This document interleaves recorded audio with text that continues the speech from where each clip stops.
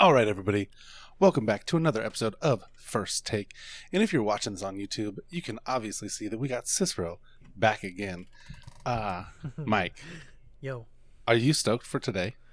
I'm very stoked for today. Bro, we got some great subjects we're going to be covering. And we got a great guest to talk about them with.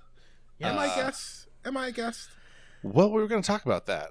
Mike, we've had Cicero on quite a few times. Yeah. And Cicero and you have been talking quite a bit because I do other things. Sorry, gentlemen. I'm running my mouth in other places. But we been in communications with Cicero, and he's going to be a pretty regular guest here on the First Take, on the 90s First Take. Get that right. Mike, tell us a little bit more about this and how it came to be.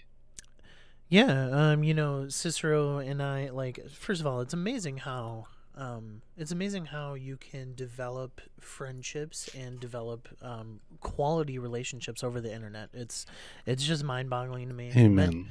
Met Jelly over the internet, and he's all the way in California, and I consider him my best friend. So I mean, it's just amazing. And even though Cicero, I live in California. Yeah, right. It's crazy. Despite the fact that you live in California. Yep. There's hope for all of us out here. So ever since Cicero was on the Star Trek episode, and then the very first episode of First Take, we've just kind of been hitting it off, just chatting back and forth, developing a friendship. And I was like, Cicero, bro, our chemistry on First Take is just too good. I need you here on a regular basis. I could be Stephen A. You could be Max Kellerman. Hey, you know what? I rock with that too, man. Because I get down with some Max Kellerman. Man. Max Kellerman is my type of dude. So I was just great rapper, Max Kellerman. Yeah. So I was like, Cicero, man, you gotta be on this show on a regular basis, and I want you as the third chair. And he was like, yo, that sounds fun. And so basically everybody listening, Cicero will be on the show every single week unless he cannot make it, and then we'll find somebody else to fill his chair. But once again, thank you, Cicero, for doing that. It means a lot. Hey, well, you know what? You guys give good podcast, and I love this show. I love the debate. I love the fact that we're doing something, and to be quite honest, I fell in love with the idea because no one in this space is doing this. Obviously, in other spaces, this is a formula that has worked in politics. It has worked in sports, but no one's done it in gaming. And when our very first episode, we had so much fun. I've realized, oh man, light bulb moment, and I want to be a part of the light bulb moment. I want to be a part of something special, and you guys are special. And thanks, the man. 90s You're making First me Take blush. especially. Yeah, man. Making me Whoa. blush, dude. Yeah. It's just like. I think that's enough with the. I'm honored freaking... to be here, man. Yeah, man, that's amazing. Such kind words. I only want Cicero. I only want to cry when you defeat me in debates. All right, so just calm down. All right. Well, we'll get there later. Don't you? I got the best of you in this conversation about me joining the group. Yes. So there you go. I've won a debate already. Going into this episode 01, Cicero in the lead. Yes. Gentlemen, let's move it right into our guts segment where, you know what? We're all going to answer it, obviously, because, hello, we are the regulars now. So, what is your favorite video game-related memory? No opting out. Everyone answers. Who answers first? Me. Right. Didn't see that one coming. I kind of did, actually. Oh, dang it. My favorite video game memory has been actually really recently. Even though I have a lot of memories growing up and playing video games, my favorite one has been watching people play, has been part of the streaming community, because I didn't, like Mike said earlier, we've never met. Mike and I have never met, but we were best friends, and I met him through streaming. I met him in somebody else's stream, and we just started chatting and talking and hanging out, and then I was hanging out in his streams, and so far that has been probably my most recent favorite memory in video games, because it has led to something so much more real than you ever think video games could lead to. So wow, that was deep and impactful. A little bit, yeah. Sorry to just jump so in there, much into stop it. I'm supposed to cry when Cicero beats me, not at the beginning of the episode. Also, I mean, like Mortal Kombat and beating people up stuff. Yeah, there you go. Right, yes. Blood and guts. Finish him. Yeah, finisher. That was the finisher. Mike, what do you got after that? Oh man, no pressure. So many video game memories. Definitely some of the more recent ones, just with like kind of the craze with, battle royales and stuff like that, and just creating bonds like that, going into the battlefield with the squad, and just dominating. But to be honest, I gotta harken back to college. My first year in college, I lived in an all guys dorm. It's a lot of sweat. Yeah. And we lived basically, this small dorm was all the way on the other side of campus.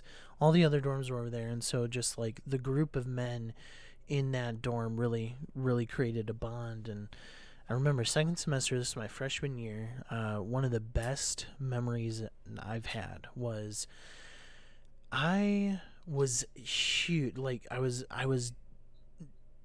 so into Rock Band back in the day, and rock Band was my thing. Like, oh man, it was the best. So one weekend we at this college we had a curfew, and we had an RA. So the RA, basically kept things in check, said, hey, you gotta be quiet after these hours. You don't have to be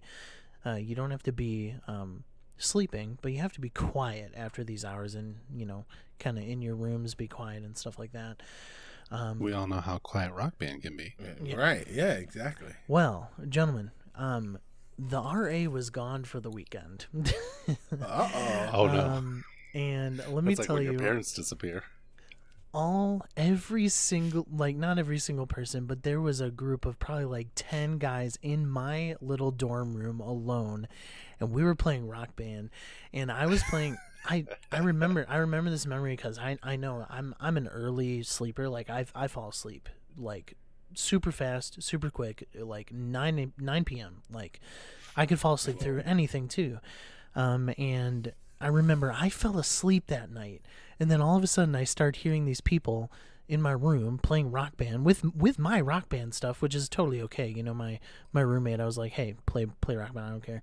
But I'm asleep. I hear all these people come in, and I'm like, oh, it's on. I gotta get on the drum set. I gotta start jamming.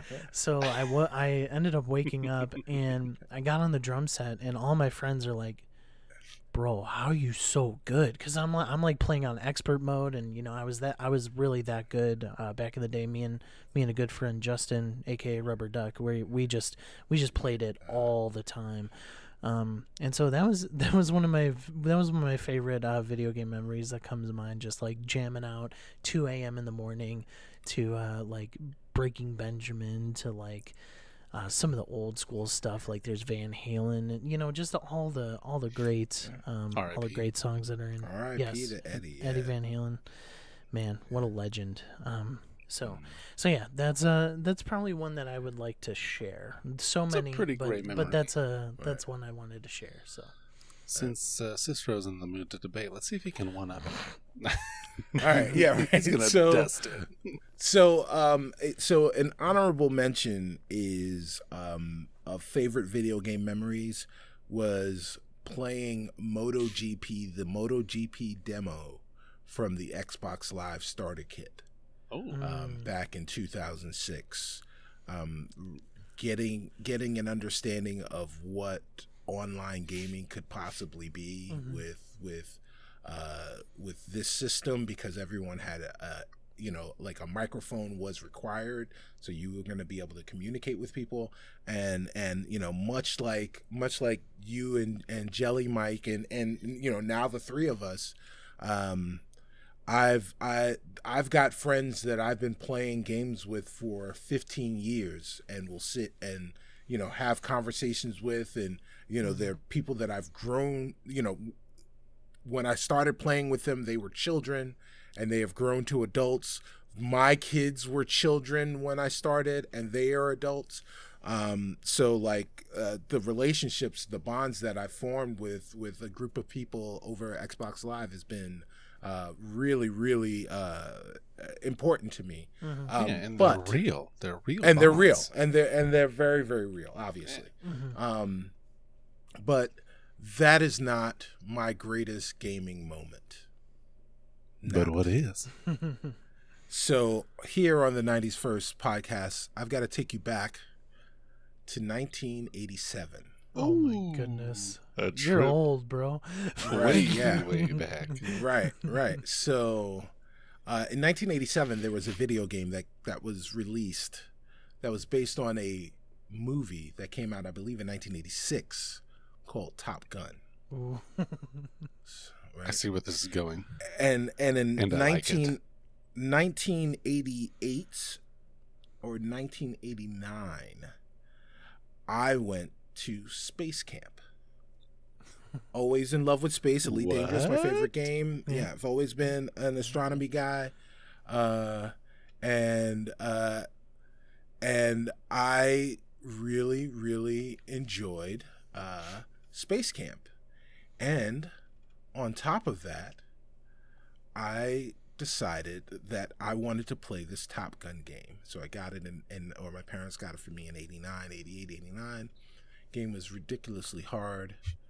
Like video games were back then. Right, exactly. I finally finished this game. And at the end of the game, they play the music from Top Gun. Do do do do do do do do. And the music is playing, and I felt so accomplished that I left my living room. So I lived in the attic, guys. So I had a living room and a bedroom.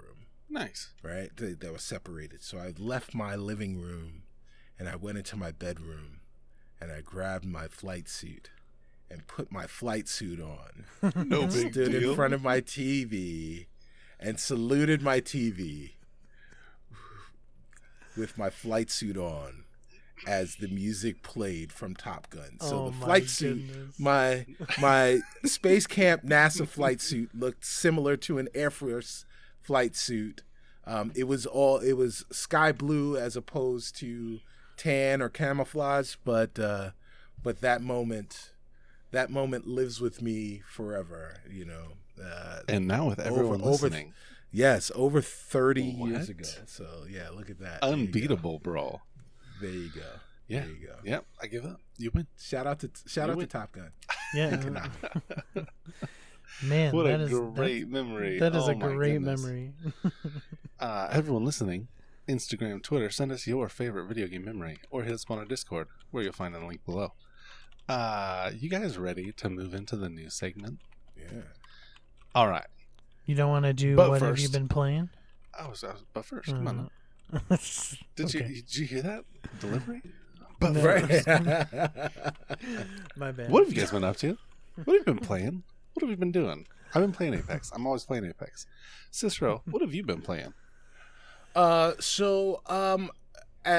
we've just stated, I have a big affinity and love for all things space.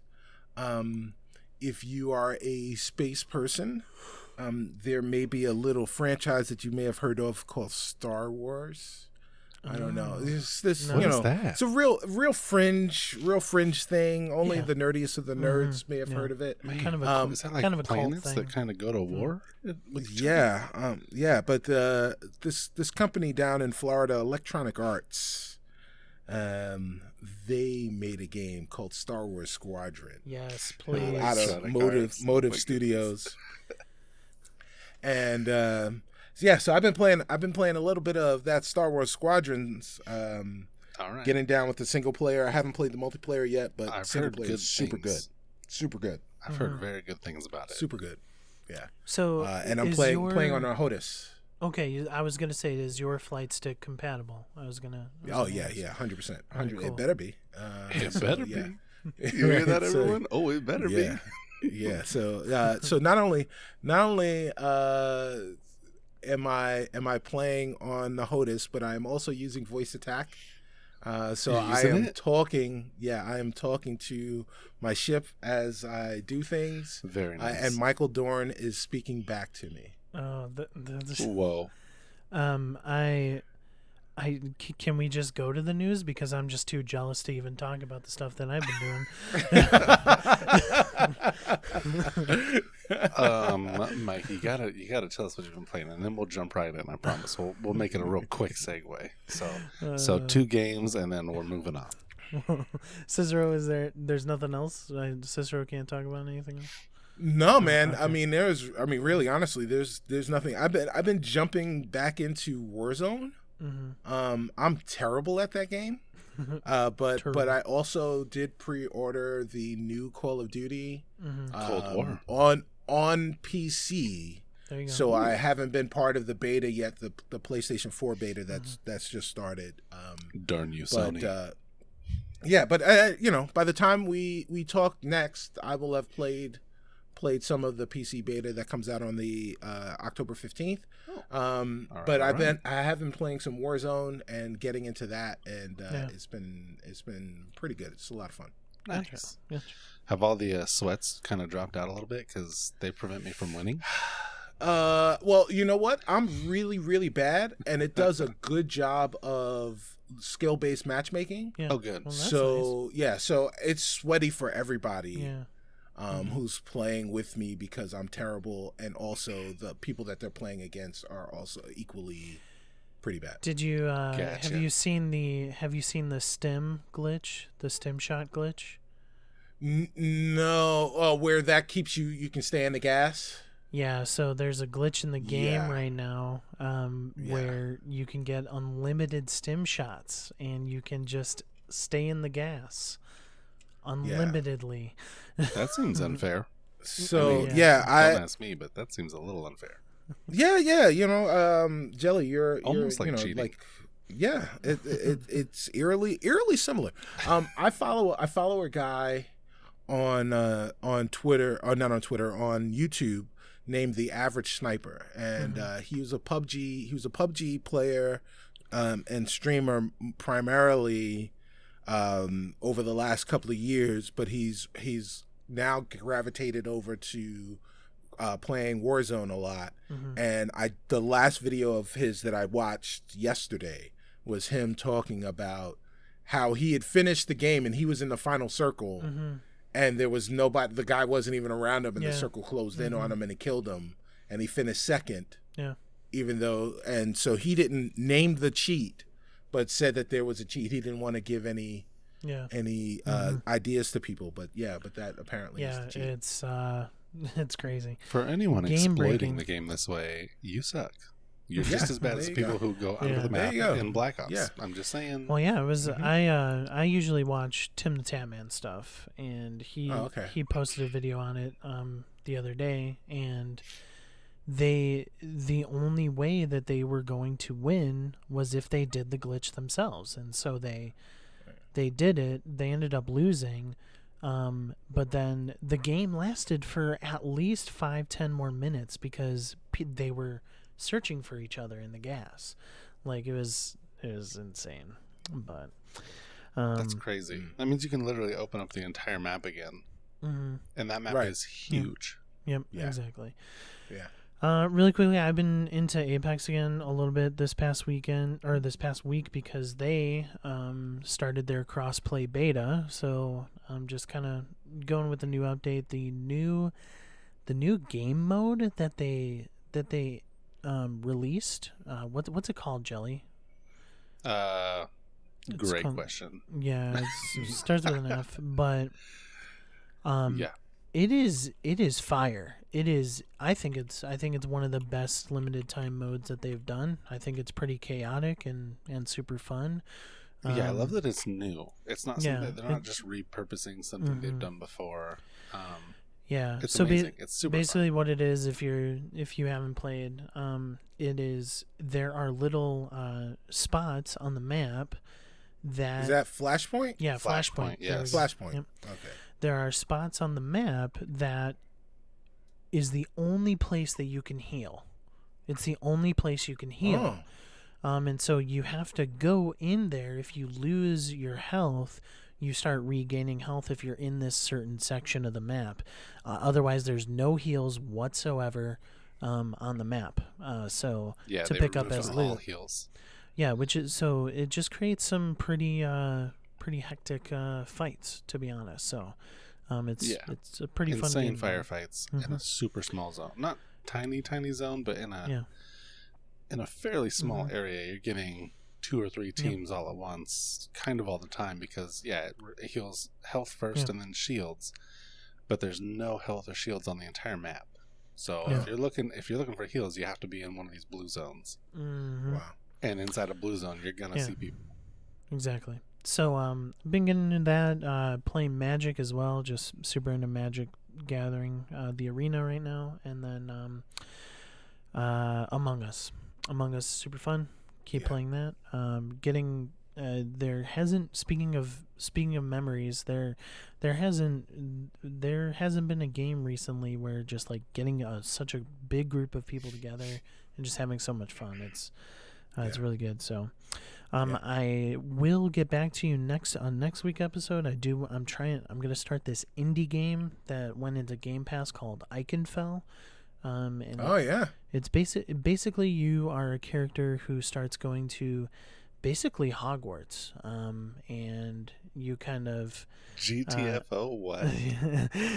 So you kind of figure out the story with this school. Your sister is apparently your sister is the most powerful wizard in the school, the most powerful student, and there's some things that happen.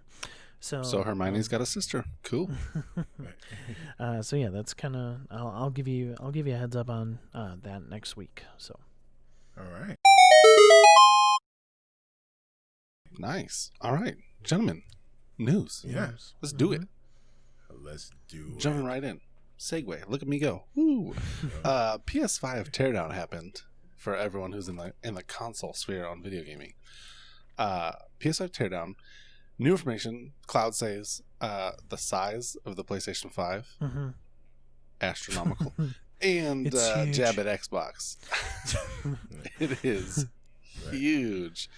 Cicero, some thoughts on the PS5, the teardown, and the revelations that we've seen so far on it? Well, I mean, so we already knew that it was big, and then getting to see it next to an actual human being, that's what she said. it was huge. It was very big. I know they got a lot of guff for the whole the stand, taking it apart and doing the thing and the stuff. It actually was kind of slick. Like I appreciate the fact that you have that ability. It's not an accessory that you have to buy, the stand. And I like the fact that they incorporate the stand, whether it's vertical or horizontal. I thought that was actually kind of slick how it holds the console in place when it's sitting horizontly. It was engineered very well. They did a good job. Yes, engineered very well is a great word for it. That heatsink, you could lay that across one state line and it would go across another state line. That heatsink has a zip code. And that a PlayStation school is zone. not overheating. No. That's for sure. Right.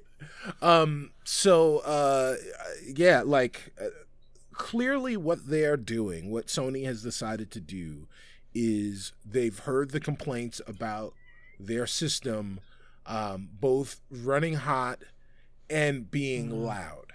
And that, jet boosters. Right. That industrial size fan that they've got, that the fan that they've got for that console is bigger than the fans that I've got for my PC. Oh, twice as big. yeah, and I mean, it's humongous.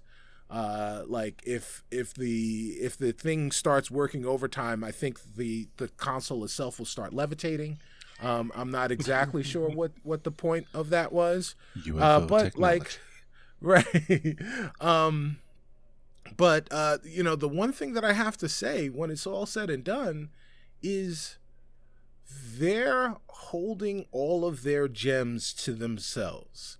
And that leads me to believe that it's not quite as valuable as you'd want us to believe. Like if you believed in your tech, if you had enough tech to go around, then you would be able to give that to some other sites, some other places. There are, Microsoft has been quite generous with sending out dev kits, early kits of the Xbox Series X. And I'm not saying that Sony has to be as generous as Microsoft has been, but at least the IGNs, the GameSpots, the Polygons of the world, the Kotakus of the world should be getting the console in, so that people that are either on the fence or people that are getting excited can have some more stuff to whet their appetite. And Sony's not giving them any of that stuff. The only time people have been able to hear and know things about that hardware, it has come directly from Sony. And anytime anyone has actually seen one in the wild, I won't even say in the wild, seen it live, has been under the direction and under the guidance of Sony, some Sony representative. Just to piggyback on that a little bit, Cicero. Well, as of this recording, tomorrow we are a month out of the PS5 releasing, November 12th.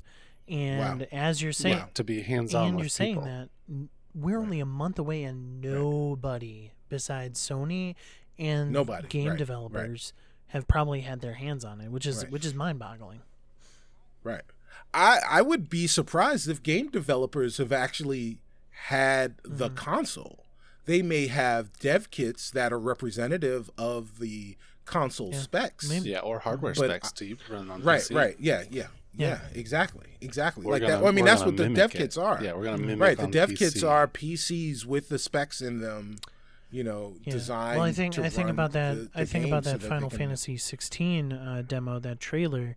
It very clearly at the beginning said that it was running on a PC with PS5 hardware. So PS5's right. But yeah, I mean, so let me start with the praises. I don't like the look of the console, but at the end of the day, it is going to be quiet, and my PS4 is not run often, but it is loud. And so I mean, to give them the benefit of the doubt, they've created a console that looks like it's going to have enough airflow, looks like it's going to be as quiet as it can be, has those dust catchers as well. The other thing I wanted to mention that I really like is how easy it is to take off those white blades on the side, which could they're side panels. They're side panels, which could create some pretty fantastic opportunity for like customization. Something that I don't think the Series X really is going to play into, at least from like a customs standpoint versus Xbox themselves releasing a special edition version of the Series X, something like that. So I thought that was cool. But at the end of the day, it basically has the same guts as the Series X, and we've just seen more hands-on with the Series X. I definitely think Sony is proud of the PS5, but it seems like Microsoft is a little bit more proud of their Series X, because they are and more confident, in their in the ability and the capabilities of that console. it's just a very interesting video, and just the way that Sony is kind of marketing and, as you pointed out, Cicero, getting the idea of the PS5, getting what the PS5 does out to the public. It's a little weird. Right. Right. I can't quite understand it. Hey, they've laid it out all on the table for us. What more do you want? Right. Well, yeah, I think what they are banking on is, again, I think we're looking at Sony having the same kind of problem this generation that they had at the end of the PS2 into the PS3 generation, where they were the cock of the walk, and they believed that they didn't have to do all of the things in order to get the people on board. And I think that the belief is like, hey, look, and and rightfully so, we've got the software, we've got the games that you want to play, where we've got the games that you want to play where that you can only play with us. Yeah. So what do you care if what the console looks like, or what the interface is like, or how well it does all of the other things? All you need to know is that you're going to be able to play Miles Morales and the next Horizon and the next God of War and not the Last of Us 3, some more of us. Some more of us. This is what the console is about, and it's not about all that other stuff. But I beg to differ, and but I could be in the minority when it comes to that. It'll be interesting for sure to see what we get in the next month before we have customers hands-on with the unit. But since we don't have any more information, let's jump into the next one. That Xbox jab though, really quick, was super funny. Here's how you turn our console horizontal. Oh man, it just harkens back to that disc stuff, the sharing games thing back when the Xbox One. Yes, so that was fun. Directly related. They need a quick, easy jab in there. All right, moving on. Amazon's Crucible third-person games as a service has officially been shut down and will no longer exist. Period. Mike, this was a pretty interesting story to come upon when I was scrolling my IGN app. Shout out to those guys.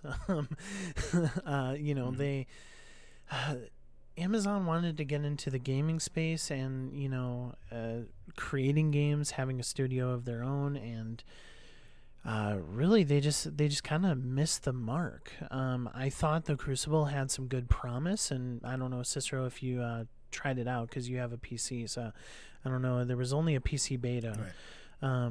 But it looked like it had some promise, but also the beta reviews were kind of a bomb, and so they actually took it down indefinitely to continue development on it and everything, and now they're just completely stopping it, which is pretty crazy, especially for a game that actually was in the hands of gamers, which it's super weird to me. So I did play Crucible, and what it had promise of is being terrible in just about every respect. So it looked like a game. That's it. It looked like a game before. But it was a first-person shooter, but it was so slow. Now, Valorant takes a long time, right? Playing Valorant, it's a long session when you're playing Valorant. But Crucible was a slow game.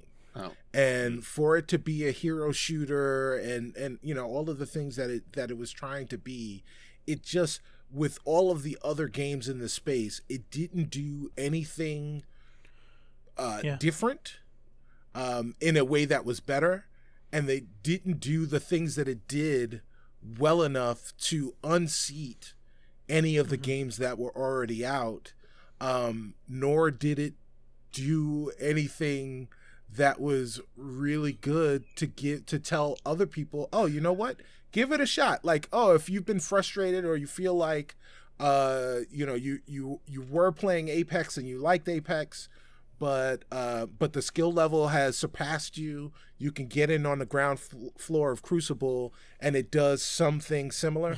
It doesn't. It didn't. In fact, I know this story is about Crucible, but if you want to play a new shooter, I recommend Rocket Arena from EA. That is a great, really fun battle arena, and it's fast and it's exciting. There are lots of really compelling game modes, 3-on-3 combat. Like it's super good. Go play that game. Don't worry about Crucible. So they reinvented the wheel and turned it into a square and said, that is correct. Go on and roll with it. Okay. Right. Jelly. Well, sorry, Amazon. Sorry, Crucible. Yeah. Jelly. Let me take the hosting chair because this one's for you, buddy. AMD has announced their NVIDIA competitor stuff, their new things. I threw this in because Jelly is our resident PC dude. So, Jelly, what are your thoughts on this AMD stuff? AMD has been known to promise a lot and deliver little. Specifically regarding their GPUs, their processing, graphics processing units. So I am definitely anxious to see what they deliver. With the last gen series cards, the 5700 XT did really well, but prior to that, they flopped hard, like really bad. NVIDIA has owned this space for a long time, essentially since for over a decade, I think. And then with their new architecture, AMD kills it in the CPU game. They just announced their 5000 series CPUs, which are going to be insane. They're putting Intel on blast, but NVIDIA they haven't touched yet. They haven't cornered any of that market share. There are some really big AMD diehards who are going to get those GPUs for sure. If you want to spend a lot less for a little bit less horsepower, AMD's the way to go. If you want to pick up a 580, 590, 5700 XT, they're touted as having, the 5700 XT is touted as having 2070 kind of aspect to it. It doesn't. But it gets close. It's near. It's equal to about the 2060, maybe the 2060 Super, maybe. But if you want to play in 1080 and at Ultra, you're chilling with a really cheap graphics card from AMD. Go for it. The new series, I can't say anything about it because we haven't seen it yet. But I'm not holding my breath. I'm going to let NVIDIA probably be in my PC for a little longer before I throw an AMD GPU in. That's my take on it. Hot take. Hot. Fuego. There's going to be some people upset, but NVIDIA owns it. Their 3080 is insane. Their 3000 series GPUs are nuts, and the fact that they halved the price on them. If I want to go out and buy, I can't buy a 3080 right now because they're gone. There's just nothing in the marketplace. But if I wanted to get my hands on a 3070, which is going to be better than the 2080, not the 2080 Super, but on par with the 2080 Ti, for $500, that's insane. No. That's 1440 or 4K at ultra settings, pushing 60 FPS all day. All day. For $500. All day. It's nuts. All day, a day. I'm rocking a 970 right now. Old school. And mine does great at 1080 medium settings at 100 frames. The fact that they have a GPU that can more than quadruple that for less than what this was when it came out, because this GPU was 600 when it came out. So yeah, the strides that have been made by NVIDIA are vast and hard to compete with. But to AMD, I mean, I'm anxious to see what they've got. I really would love to see what their GPU can do in regards to NVIDIA. To see them in that space and competing is also pretty cool. Yeah. All right, I give you. That's what I got. I pass the hosting chair back. Gracias. Hey everyone, Joe back here hosting. Yo, you guys ready for the new segment, little rapid fire? Oh, I'm ready. Oh, maybe. That's right, Cicero. New segment. Yo, it's easy. All you got to do is rattle your thoughts off as quickly as humanly possible. All right. No, but we're just gonna go back and forth. Topic for you, topic for Mike. We'll do 2 apiece, I think, today, and then just kind of get more news out there without taking up too much time. So right into it. Cicero, first one's for you. Final Fantasy 16 has basic development already completed. How are you feeling about the game? It's gonna be a Final Fantasy game. I'm gonna be as excited as I've been for the last 4 Final Fantasy games, which has been this level of excitement right here. YouTube, you guys can see my face. And you guys in podcast world, you can hear my voice. There is a palpable level of excitement for Final Fantasy 16. What I am excited for is the probability of some of these games making it to Game Pass. Me downloading one of those games, playing about 30 minutes, and realizing there is probably 112 more hours of game that I need to play in order to complete this, and turning it away. These games aren't for me, man. I don't have the time to dive into these games and get into the lore. You can't just sink 120 hours into a game just willy-nilly? Yeah, man. I mean, the problem with gaming right now is, like, we want to do like 6 of those games every year, and I just, I'm a grown ass man. I can't do that. Are you telling me the responsibilities in adulthood are getting in the way of your gaming? Right. If you're like Cicero, quit those things. Right, exactly. Don't do that. Don't quit those things. Responsibility and adulthood are good things. Hold on to those. No, I feel you on that one. I played Final Fantasy 10. Gosh, breaking my brain. Yeah, I'm pretty sure it was 10. And that was the last one. It was great. And since then, I haven't really touched them because it's not Final Fantasy anymore. They changed it, and it lost the fact that Final Fantasy has been a turn-based thing, and they went away from it. And so yeah, for me, we'll see. If it goes to Game Pass, I will absolutely give it a shot. Right. And for a little bit, just to see what it is, and then I'll pull Cicero and never look back. Right. Moving on to Black Ops Cold War. Mike, looks like they're gonna have a field of view slider on this one on all platforms. I personally am a big fan of a wider FOV. How do you feel about this? Like I said in our notes, it's either great or amazing, and I will take amazing. It's either great or amazing. The biggest downfall of Modern Warfare is that you can't change the field of view on there. On console, you can on PC, but field of view is everything for me in these battle royales and these first-person shooters. I need a higher FOV to just kind of to make you feel faster, like you're moving faster and you're doing things at a 100 to 110. Speed. So this is an amazing feature that I'm excited for. Cool. Moving on. BugSnax. Day 1 title for PS5. Cicero, do you know what that is? And do you think it's going to be good?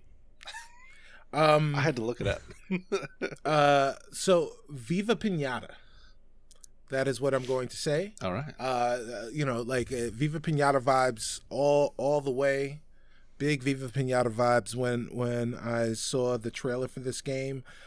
In much the same way that Viva Pinata was problematic, where you've got these anthropomorphic, animal things or food stuffs or what have you. And your goal is to feed these living creatures to other anthropomorphic things that either look similar or somehow embody. Like there was a creature with a carrot nose that wanted to eat carrots, but they were like living carrots that slinked around like snakes. So they wanted you to catch these really cute snake carrots and feed those carrots to the carrot nose thing so his nose could be stronger. Like, it's weird, man. It's weird. So cannibalism for kids. Yeah. And that's what's going to happen is a bunch of kids are going to wind up playing this game, and they're going to have some real weird ideas about what happens with food. But like, my hot dog ate the bun. It's weird. Right. It is cute-ish, I guess. It's very, very Viva Pinata vibes, man. And it's gonna be weird. It ain't gonna sell 40 million copies, so like, people are gonna play it. They'll say, "Oh, it's fun but weird," and maybe it'll be turned into some weird franchise. Like maybe in 2020, 2 years it'll why blow not? up like Among Us. 2 years later, exactly. just hitting the scene Right. like, whoa, hey, we've been here the whole time. Mm-hmm. Right. BugSnax. We'll see what happens. Listeners, you tell us. Twitter, Instagram. We'll find out in a month. Outriders, first-person shooter from Square Enix, has been delayed to 2021, but will support crossplay at launch. Mike, I think we all know how we feel about crossplay. Crossplay is amazing. This is one that I was kind of interested in. And it's a Square Enix. Square Enix is one of my favorite developers. Love the Tomb Raider games, Deus Ex Mankind Divided, stuff like that. Some really awesome games, and so just kind of their first soiree into the FPS genre, really. I'm actually pretty excited for this one, and for them to delay it so that they can get a full cross-play suite and then get just some final development on it, I'm all for. This is a good delay, and this is one that I'll be picking up probably, just because it's a 1 to 3 co-op first-person shooter through a story campaign. So hoping that it's a lot of fun. Me too. I like FPS games, so we'll see what happens with it. That leads us into our favorite segment. So everyone put on your battle helms, and let's get ready to go. Mike v. Cicero. It's time to test your might. Test your might. Look at it. Bringing out the guns, baby. I'm scared. Mike's ready. Yep. All right. Leading into Test Your Might, Mortal Kombat 11 will have a free upgrade to next gen if you own the current gen with a K version, and they'll be adding Rambo, which means Rambo can fight the likes of Terminator and RoboCop. I want each of you to pick a fighter and fight it out. So, let's do... Mike, you pick your fighter. Cicero, you pick your second fighter. Okay. And then duke it out. Who you got? Who's winning? All right. So Rambo versus... Well, we are... Rambo, Terminator, RoboCop? Yeah, so we're picking from the 3, and so... Right. It's rock, paper, scissors. Right. But on epic proportions.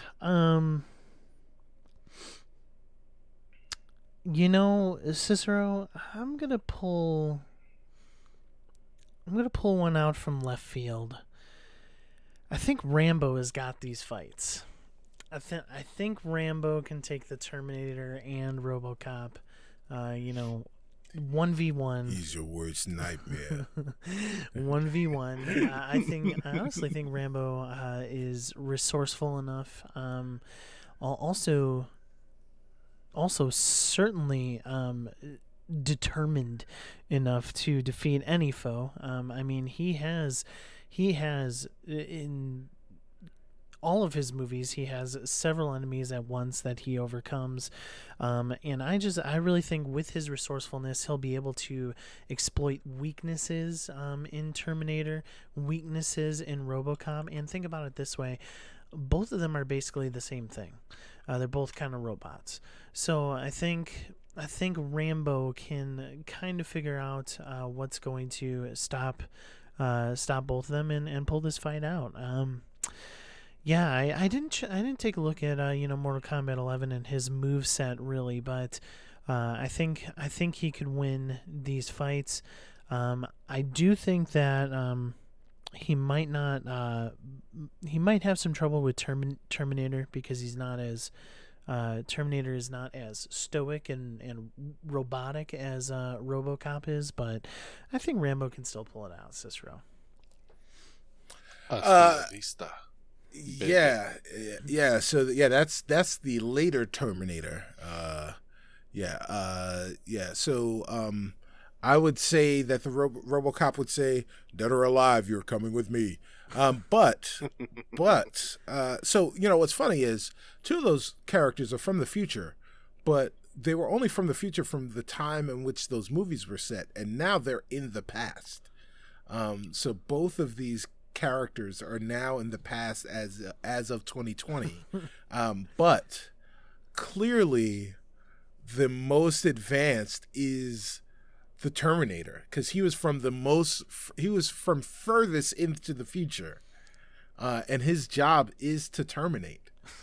So if he is fighting Rambo, he will terminate Rambo. He will find him.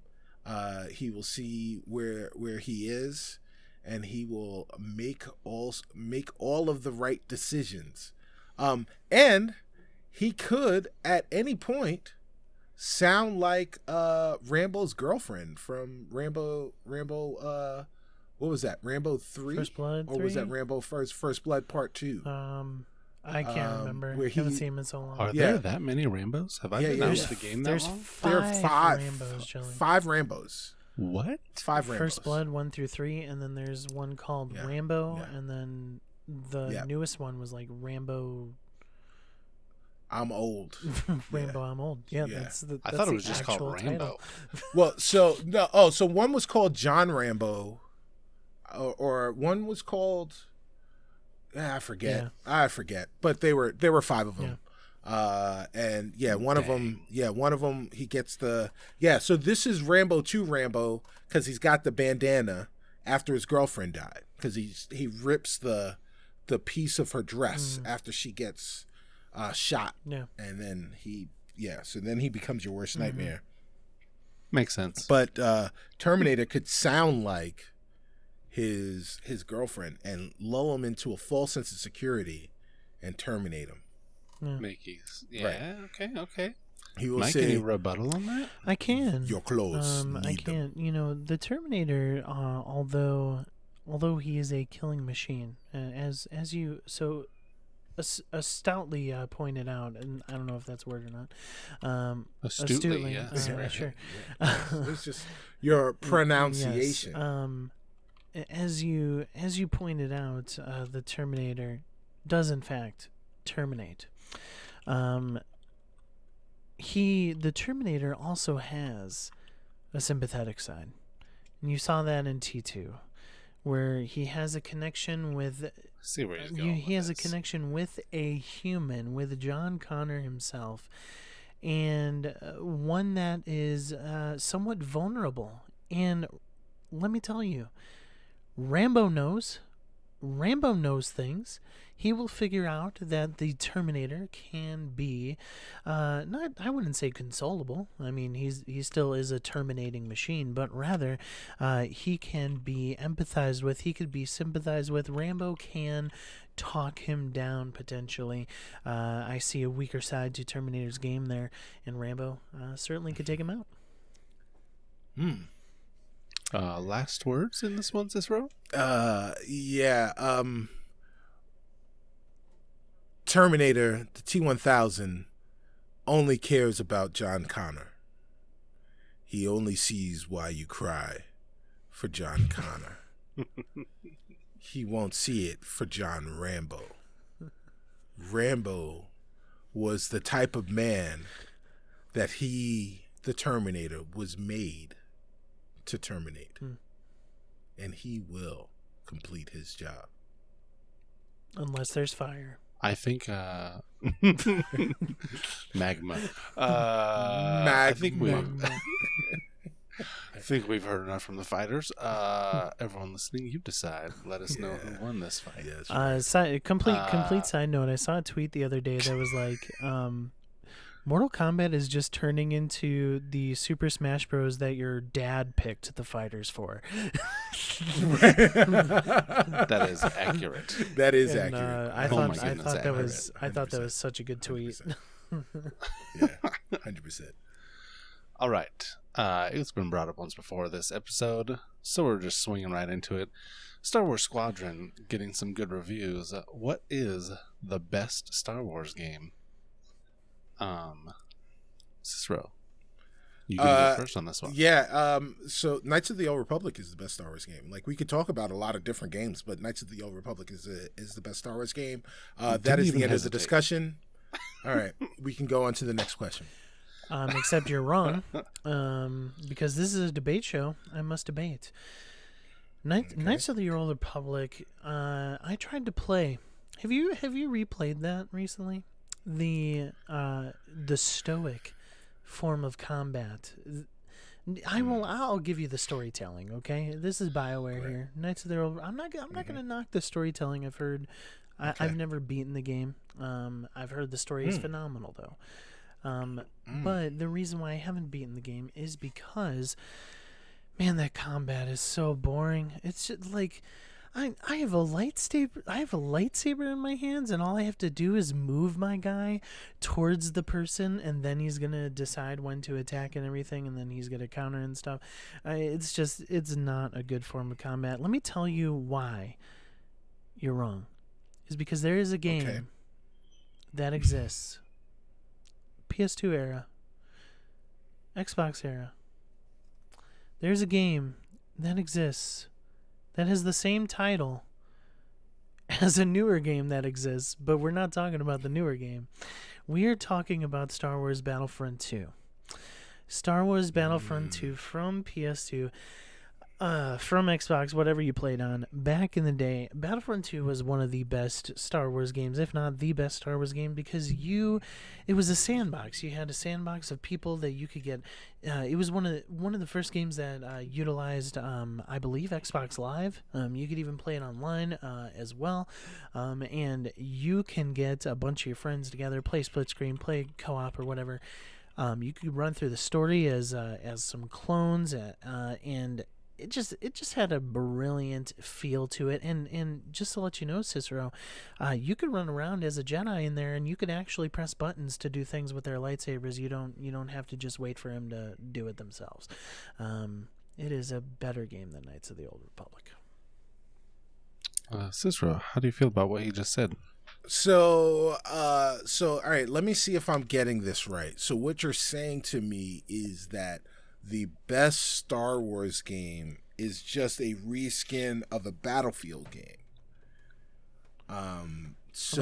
It was a great game.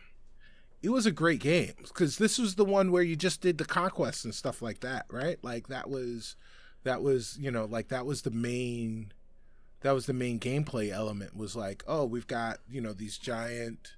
Not too dissimilar from Star Wars Battlefront 2, the newer version.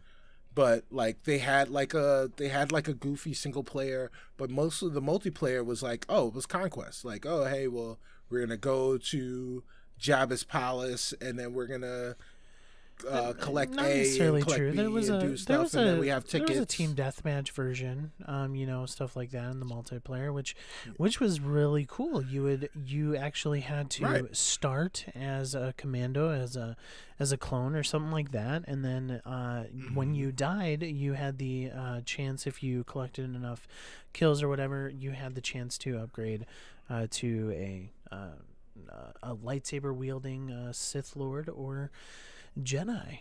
It was, you just Jedi Master. Come on now, right?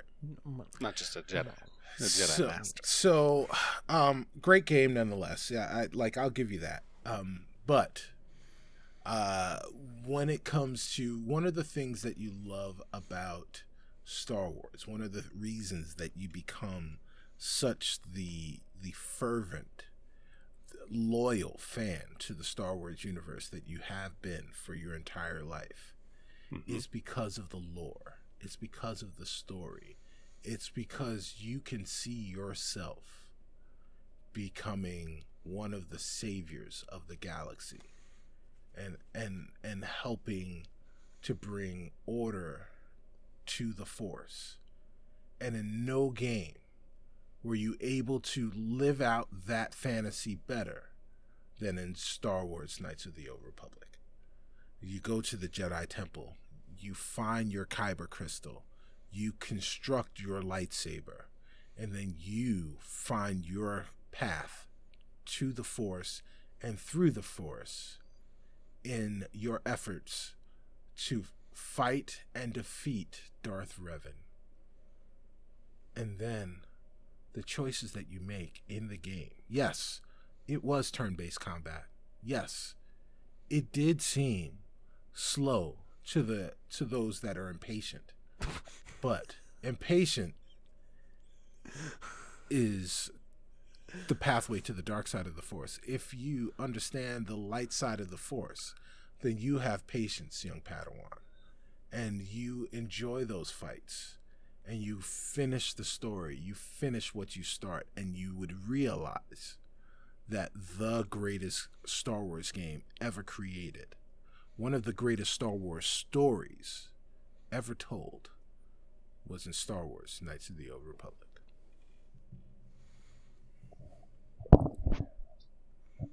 Jelly has dropped his mic for me. I mean, Mike, I apologize, everyone. Mike, you got anything to add there? But next question. Little last. So I don't know how to help on that one. Midichlorians and Jar Jar Binks came in, right? To be They fair, ruined the story. To be fair, when he mentioned Knights of the Old Republic, I knew I lost. I just knew I lost just because even though I haven't played that game is just lauded too highly from everybody. Oh, yes. You have argued it brilliantly, my friend. I consider us 1-1 now because Rambo easily won. All right. Okay. But Mike doesn't get to choose, and neither do I, nor does Cicero. You guys have to decide Dang that. it. You drew first blood. All right. Last one, gentlemen. Sticking with the Star Wars theme, EA Motive, who made Squadrons, is working on multiple new projects in the Star Wars universe. So what I want you to do, each of you, is I want you to pitch a Star Wars game in the universe.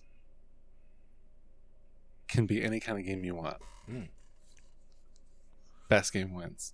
Oh. We'll make it with the funds we get off of Patreon. Okay. That is not a promise. What game can we make for $4 a month? That's right. But yeah, pitch me a Star Wars game set in the Star Wars universe. As long as it's canon characters, if it's canon, don't make up new things. Right. Keep it canon. But can be any characters you want, any storyline you want. Doesn't have to be a canon story, you just have to keep the Star Wars canon whole. Am I starting? Okay. Yeah, Cicero got the jump on the last one, which was an instant win. So I apologize. Yeah, it was. I should have walked out of the room, to be honest. Right. But I think I got a good one here. And now, okay. Gentlemen, you're gonna have to forgive me slightly, and it's just for this one sentence. I'm setting this in the prequel trilogy. Okay. Although they are questionable movies, I'll try to forgive you. You need to forgive me because this game is gonna blow your socks. To be fair, the books on the prequels were very good. Yes. Yeah. But those aren't canon anymore, so we can't talk about them. No, I think they are because they're the prequels and not the EU stuff. They're the prequels, books. The books of the prequel movies were better. Yes, the books of the prequel movies, not the prequel movies, not early universe. Okay, Yeah. okay. Yeah. Anyway, yeah. I want. First of all, prequel trilogy, yes, but we're gonna go with the better parts of it. We are actually gonna go with Qui-Gon and with Obi-Wan. Just them two and their adventures outside of Anakin Skywalker. Anakin Skywalker is not even in sight here. Okay, get out of here, you pesky little tramp. All right. So here's the game, though. Imagine Gotham Knights. We talked about it on the show here. You have the ability to switch between characters, and you only can switch between Qui-Gon and Obi-Wan.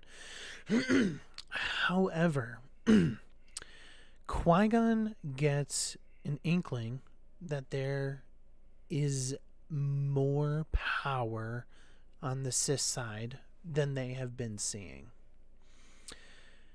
And they go on a quest, they go on an adventure to seek out the Sith. But hear me out. Here's the gameplay. Batman Arkham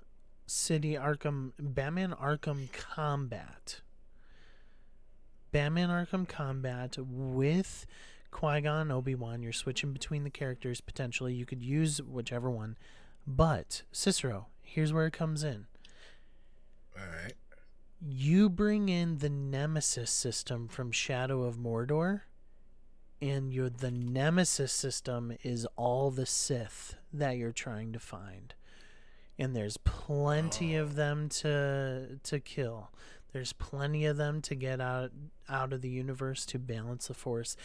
I don't know really what the story is, but I think your final boss is gonna be potentially like Darth Maul, something like that. Kind of leads up. Maybe you hit the Phantom Menace storyline right at the end, and Darth Maul is your final boss.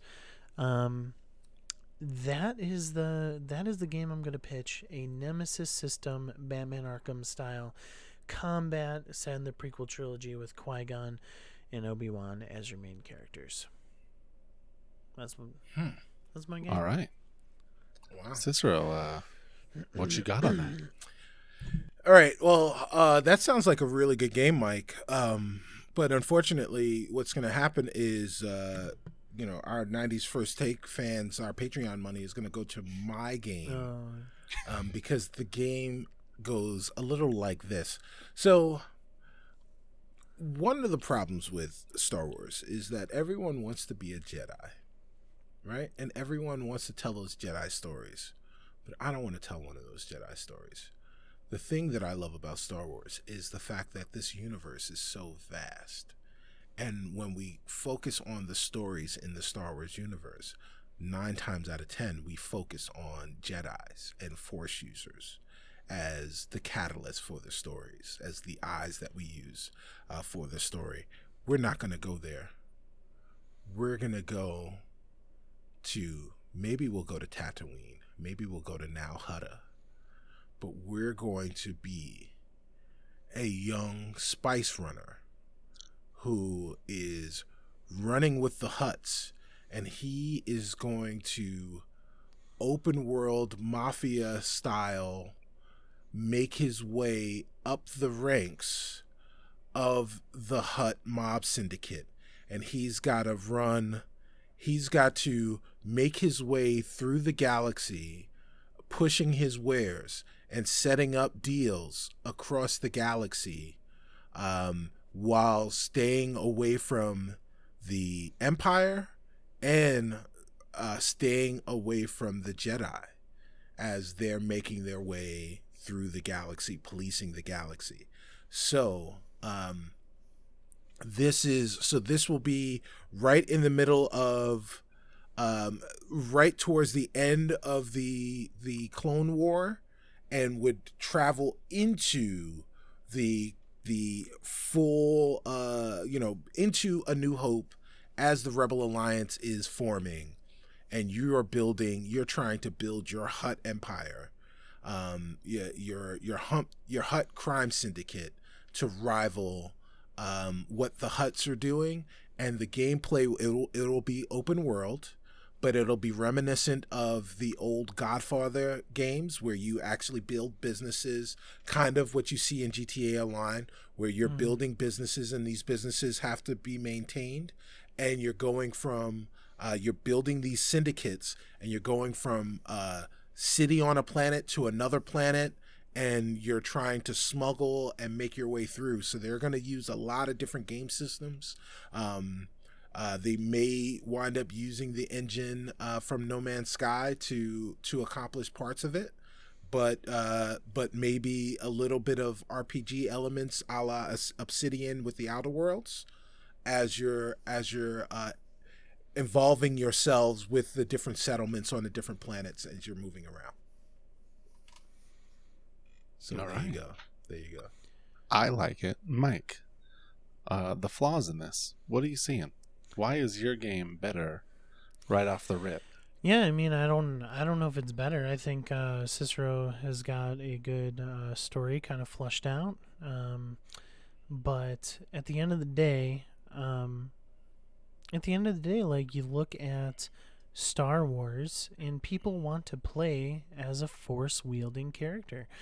And even if it's on the Sith side, it doesn't matter. People want to play with a lightsaber when they go into video games. I mean, or somebody that is kind of close to the Jedi, like the clones, or close to the Sith, like the Stormtroopers, stuff like that. They want to play with these canon characters. They want to play with people that they see on the big screen. Your storytelling seems pretty on point, but at the end of the day, people want to play with force wielders, and I think that if you have something like the Nemesis system brought into some of the stories that Qui-Gon and Obi-Wan can tell, and think of the sequel. I'm already thinking of the sequel. What about doing like a Mace Windu stuff?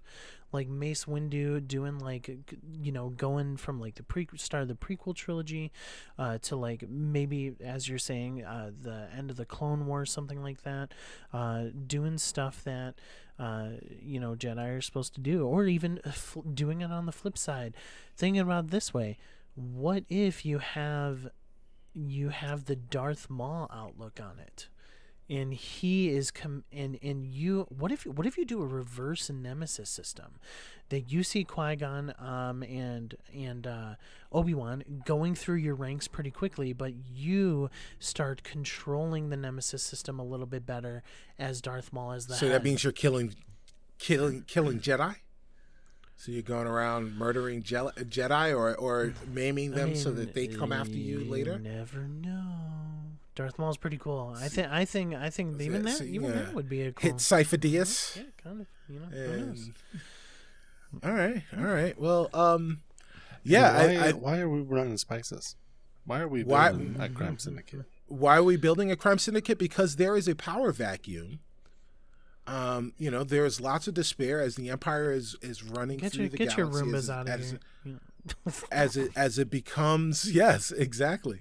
As it becomes more and more apparent that the Republic is going to lose this war, and that the Empire is going to rise up in the face of this war, there is a power vacuum. There is lots of despair. There are lots of people that are looking for things that can only be acquired via the black market, and that is why there is going to be a need for smugglers and for people that are doing things that are outside the purview of the Galactic Empire or the remnants of the Republic and the aftermath of the Jedi, whomever is left. And you would be, if you were a smart person and an industrious person, an entrepreneurial spirit, you would be smart to create a plug that vacuum with your own goods, services, enterprise, dust, and small army. I like it. All right. So, everyone listening, Mike's got the duo, the dynamic duo, Qui-Gon Obi-Wan, and Cicero's going solo. Dynamic duo possibly rogue. Come on, dude. Right, yeah. Come on, the pun's there. There you Cicero go. going solo, possibly rogue. Yep. Jeez. See, Mike, come on, don't ruin it, man. Some days You're it's right. just hard to get rid of a Batman bomb. Robin. All right. Some days Gentlemen, you just can't get rid that's of a bomb. We have tested your might. You've both come out mighty. Cicero, great game, by the way. Great game. You too, man. You thought well, my good sir. I think I'd play both of them. Oh, honestly, what we really want to see is more pod racing, though. Yeah, right. There you go. This is pod racing. So, that's just my humble opinion. I really love the pod racing game. Also, as a SWTOR fan, so don't at me. A lot of people didn't like that game. Oh my! He's on fire! This week's top 5. You guys ready? Suss it out. Mm-hmm. The leaderboard section. Let's do it. Fighting games. What have we got? I mean, I know it's up there for me. I'm going to throw them out real quick. Then I want to hear from Cicero. And then, Mike, you're going to take up the caboose. You're just going to cement them in. For me, what I want to see on this list, Mortal Kombat. It's a franchise. I understand that. I played the most on 64. So that's what I'm going with. 64? I know. I understand. I haven't played it a lot since then.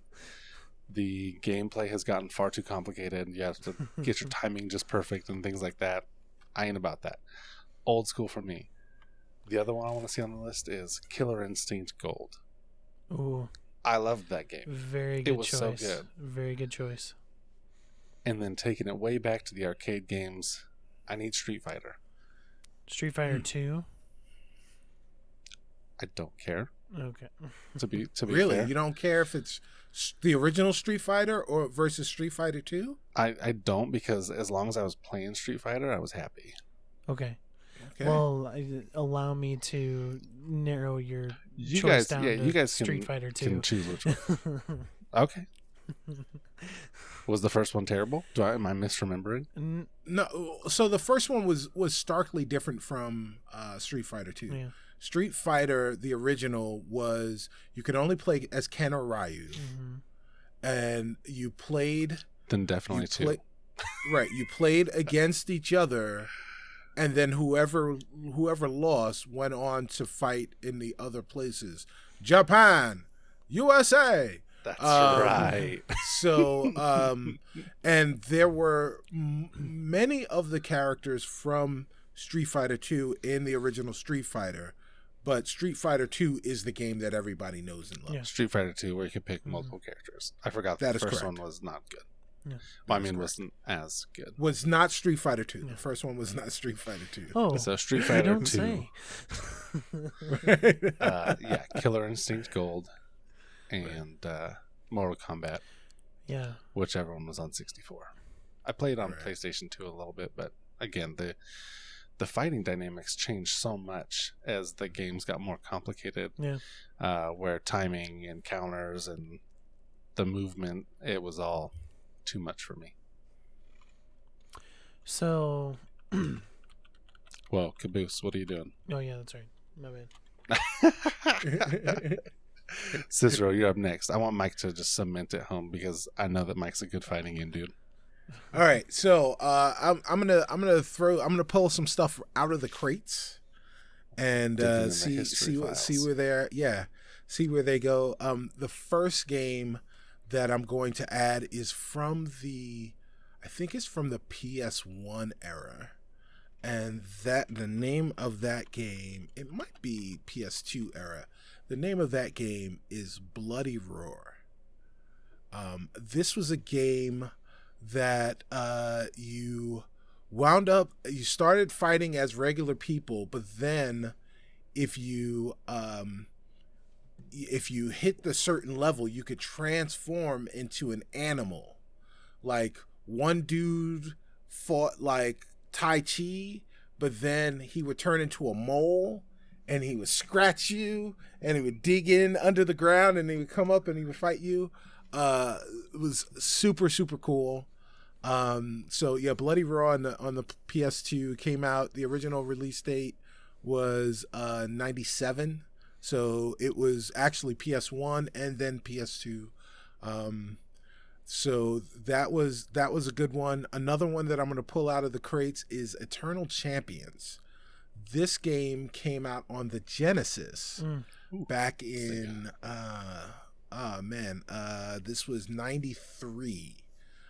Eternal Champions, and it was one of the first games that really utilized the 6 buttons on your Genesis controller. Whoa. So that was a fantastic game. And this game, you were all like fighters of legend, and so you like everyone kind of had like magical powers from their legendary myths. These were like gods that different cultures worshipped. So you fight as these guys, and it was just it was a straightforward fighting game, but it was pretty awesome, definitely for the time.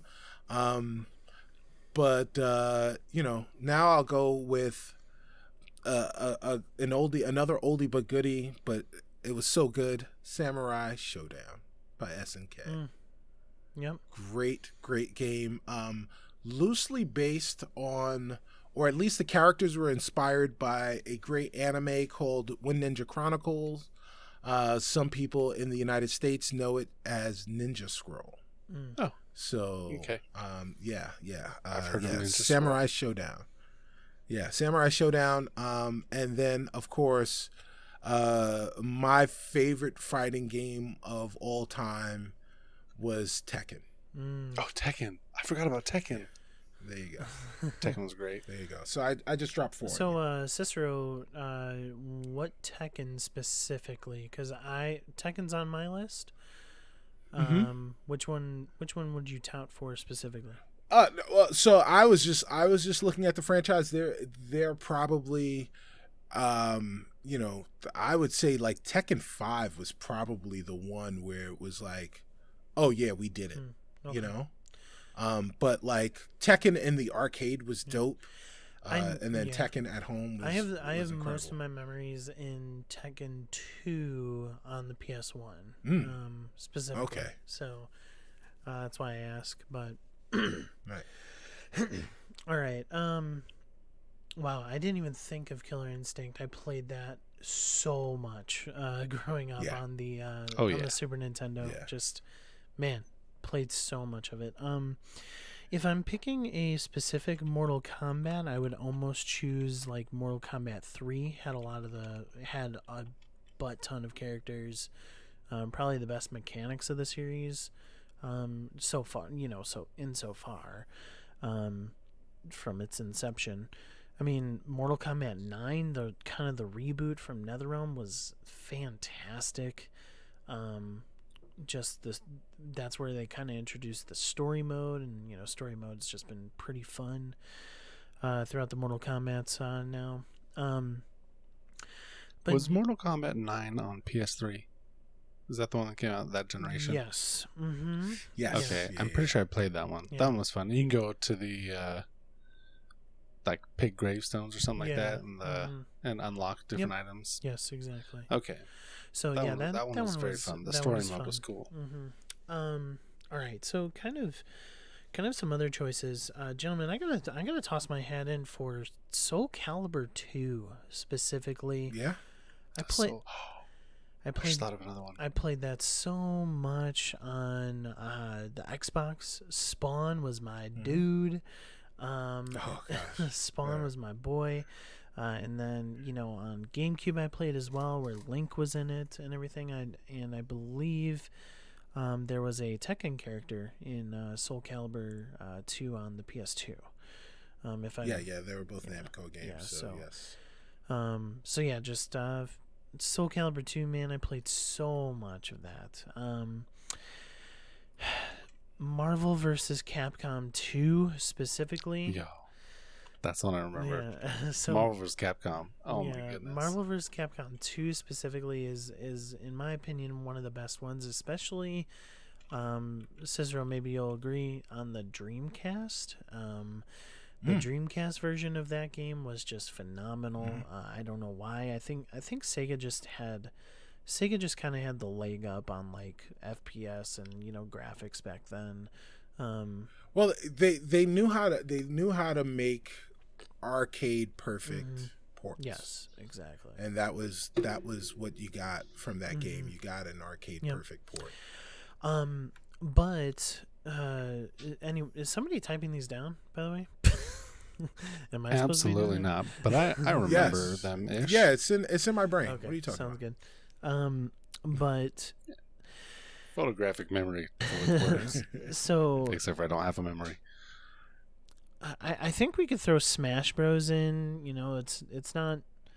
It's a brawler. It's not. I mean, it's not a traditional fighting game. The 1v1.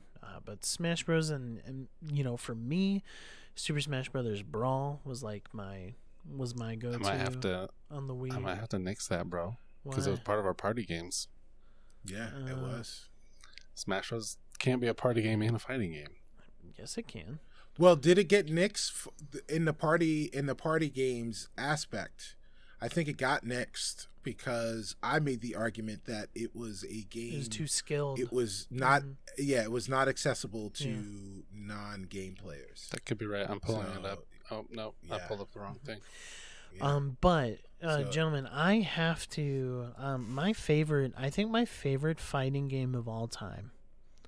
And there's a lot of them, and there's probably some that are better than this one, but Injustice: Gods Among Us, I think is great game on the 360. I had all the DLC characters, and Batgirl was my favorite. Injustice: Gods Among Us, I think, is my favorite fighting game, and I hope that it finds itself on the top 5. I think just to have a fighting game with such iconic characters as DC superheroes is just in and of itself amazing. But to have NetherRealm behind it, the people who made Mortal Kombat now, and just their ability to create fantastic fighting games and with the mechanics and with balance and with all those things, Injustice: Gods Among Us was one of my favorites, and plus to have a pretty killer story to the story mode. So, if there's room, I never played it, so I have no idea. I think that Tekken deserves to be on there. I played a ton of it. I think that Mortal Kombat needs to be somewhere on there because, let's be real. In the realm of fighting games, those are probably the 2 biggest hitters of all time. Oh, Mortal I beg Kombat. Your pardon, sir. Not Tekken. You don't think that Mortal Kombat... really? Tekken? I feel like Tekken was so big. Maybe Tekken was big, but Street Fighter 2 is the daddy of them all. Well, yeah. I just hadn't gone there yet. Right? Come on. Yes. Oh, okay. All right. Oh, okay. I thought you were... Yeah, I thought you were just saying that. I was working my way up the list. Tekken being the third most. Then all right. And then I stand corrected, sir. I'm sorry. And then the one that everyone and their mom has played, literally my mom has played, would be Street Fighter. Right. 2. We're being specific here. 2. Yes. Right. Street Fighter 2 in all of its permutations. Turbo, the re-release. Arcade if you got it. Though. Championship edition. Yeah. So I think inevitably our list must have Street Fighter 2. It just kind of it's pivotal to the fighting game genre. Right. So I think it's got to be on there. Yeah. I do. And one of the worst spin-off movies that we have ever created via video. Oh game. Shout out to Raul Julia. So sad. Gentlemen, would Raul Julia's last film. Would we disagree that Mortal Kombat needs to be on this list? Mortal Kombat is number 2? You think? Yeah. Number 2 for me. Yeah. I mean, Street Fighter is number 1. That is the thing that kind of introduced the fighting genre to the world. And Mortal Kombat was the thing that made it cool. Or Mortal Kombat was the thing that made it something for you and not for your folks. Like Mortal Kombat was the thing that made it dangerous. Yeah. Made it controversial. and that's what made it even more cool. Yeah. So Mortal Kombat is definitely. I mean, Nintendo wouldn't even put it out, and it's normal. They had to green it. Right? Yeah. They slimed it. They had to green it. Yeah, you get slime. You get slimes, and they kind of force the babalities on everybody too. Basically. All right, so all said and done. What do we put in number 3? In terms of franchises, man, it's a toss up for me between Tekken and Killer Instinct. In terms of which one had a more pronounced effect on the fighting game community. I think Killer Instinct. Killer because Instinct early on, for sure. Yeah, Killer Instinct brought those combos in. That was something, like the guy making the the guy making the announcements of the, ultra, like that became a thing that my friends said. We would say to each other if someone, someone was dissed supremely or someone wiped out. They were running and they just fell or something like that. Like that was became part of the lexicon. So I think that Killer Instinct takes that spot, but I would make an argument for Tekken taking the 4th spot. Yeah, I mean, so for me, I definitely think there's more beloved and better games than Tekken to me. Like even just Injustice just like feels better to me. Like, okay, consider this argument, both of you guys. Like Tekken and like Soul Calibur, they're like the Forza Motorsport.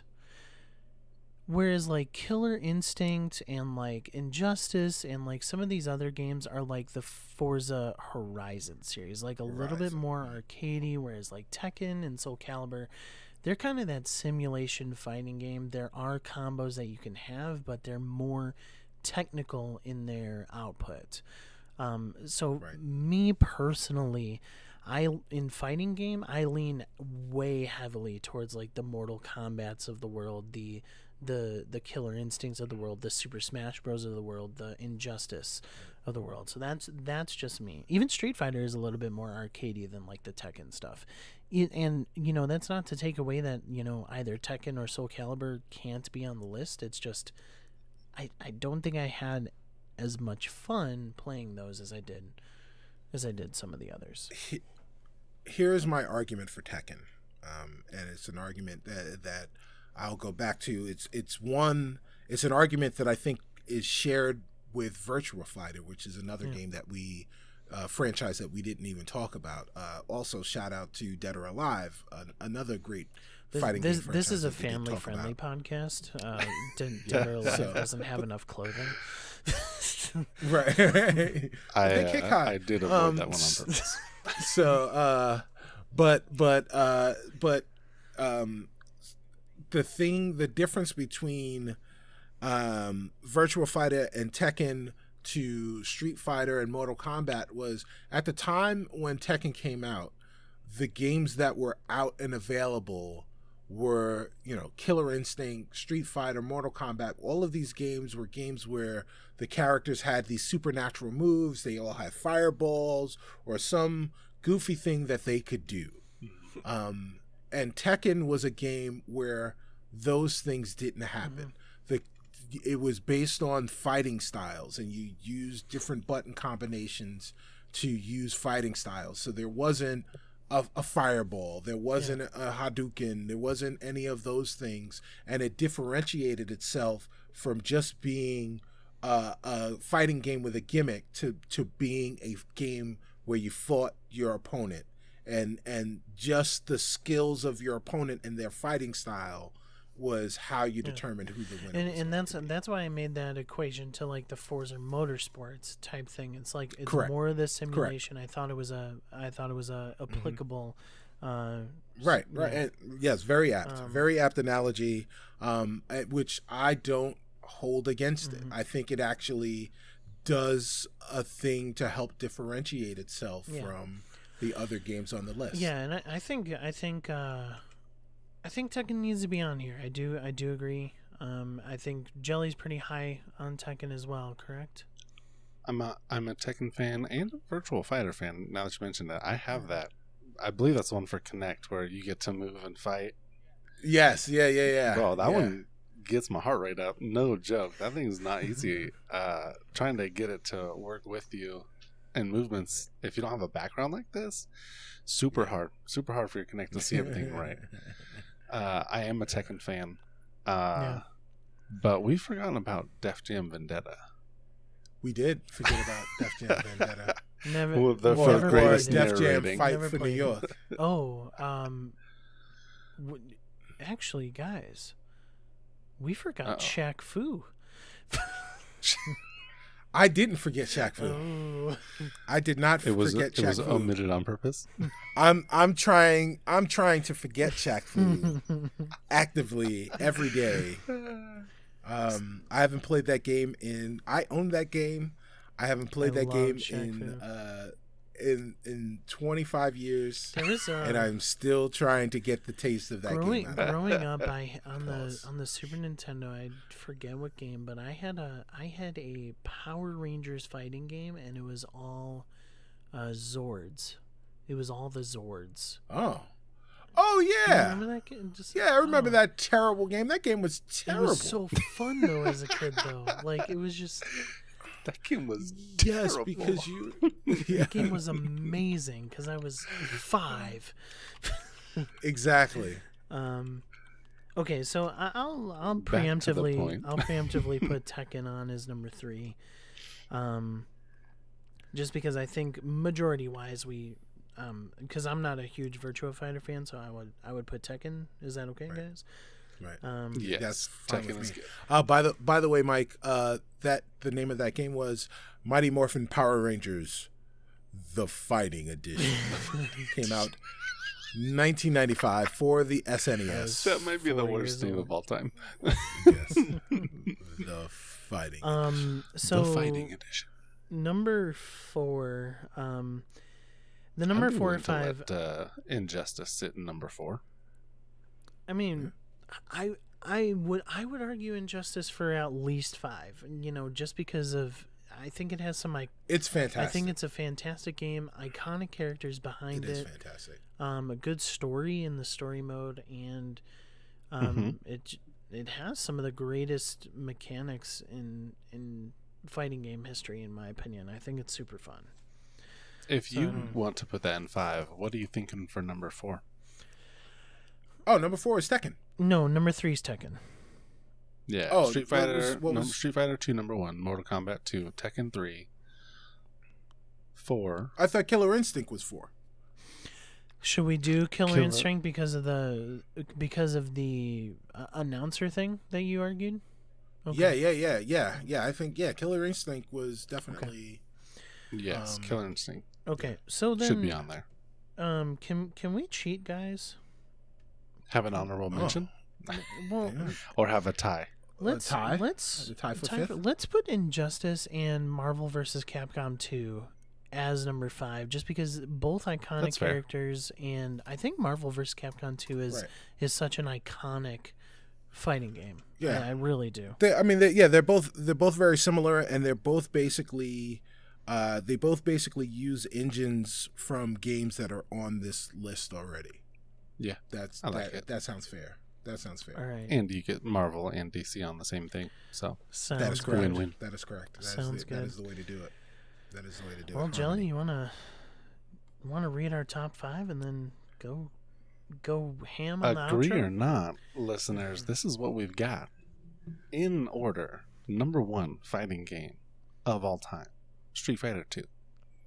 Go ahead and at me, you're wrong. Number 2, Mortal Kombat. You pick whichever one you want. We like all of the Mortal Kombats. The older it is for me, the better. Give me an arcade, even better. Number 3, Tekken. Again, pick which version. But Tekken, as a straight up fighter, you had to be the best. Number 4, Killer Instinct. I'm gonna go with gold because for me that's the one that sold it. Killer Instinct Gold as well. But it had a gold cartridge. It had a gold cartridge. It sure did, and I had that one. Had as in past tense, which is really sad. Number 4, Killer Instinct Gold, and 5 we're putting on the same level. DC, Marvel, Capcom, verse them all. You know, that's what we really want to see. But for now, it's Injustice and then Marvel v. Capcom in the 5th place. Yeah. Tell us what you think. Tell us what yours is. We want to hear what you guys think. We want to hear your opinions on it. Twitter, Instagram, 90s First. Yeah. Let us know what you think on these things. As for that, gentlemen, I think we did it. We did. That's episode 8 in the bag. Yes, it is. Or is it episode 9? I don't even know. Listeners, let us know. No, it's episode 8. Let us know. Just switched. It's episode 9 now. Shoot, dang. Who knows? Hey, you guys, I had a great time. Yes. Can't wait to do this again next week with all the new information that's going to be coming out. And next month when we finally get hands-on with both the Series X and the PS5. Hopefully, we'll have some live responses to what those things are like. Until then, talk to you guys later. Adios.